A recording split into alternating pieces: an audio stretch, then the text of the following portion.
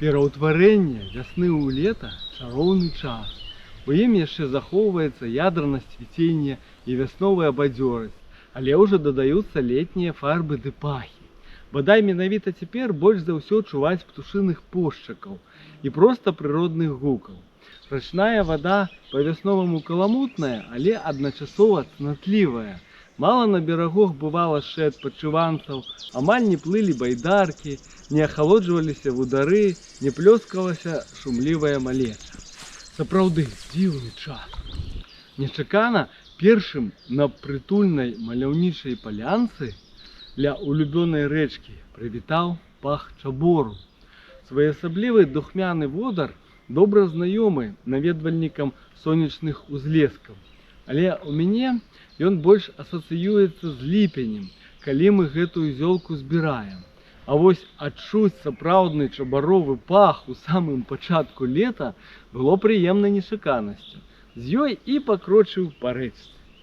Калі б гэта быў не кароткі відэанарыс, а, напрыклад, сцэнар да фільму ці нават раман, я бы назваў яго «Галавень. Пачатак». Ну а так будзе проста, без назвы. Расповед пра першае спатканне з галавачом дзівоснай рэчкі. Да таго, як гэную рыбу у пэўнай мясціне палавіць, я звычайна паспяваю яе высачыць, потым падпільнаваць ды паназіраць.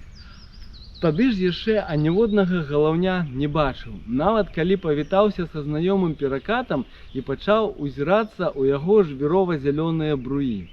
Ну вось, лавіць у прыбачку самым захапляльным і відовішчным спосабам не ўдалося. Буду вудзіць па-простому, закідваючы прынаду поперак рэчышча і падняўшы яе вудзільнам на паверхню, сплаўляць ад свайго берага вусы, што атрымоўваецца ў выніку валюхання маёй найлепшай, гэтак мовіць, перакатнай прынады сярод рачной рабізны. Прызнацца, наконт хуткага поспеху ў рыбалоўлі меліся сумневы, бо ў гэты час галавача можна сустрэць дзе заўгодна.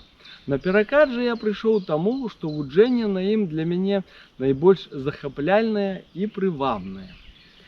Працягваецца яно на малых рэчках са шматлікімі бухтамі, карчагамі, заваламі, куды пазней будзе хавацца галавень, нядоўга, і таму хацелася паспець гэты перыяд захапіць.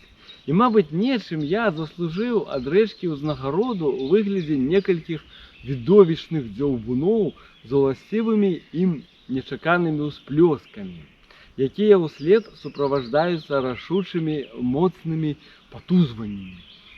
Вось так і пабачыў на гапліку першага галаўля з улюблёнай рачулкі. Прычым, якога галаўня даўжынёй за паўметра, атрымаў прывітанне яшчэ ад аднаго надта моцнага ды ўпартага, які, на жаль, мяне перамог, бо быў больш спрытны і кемлівы.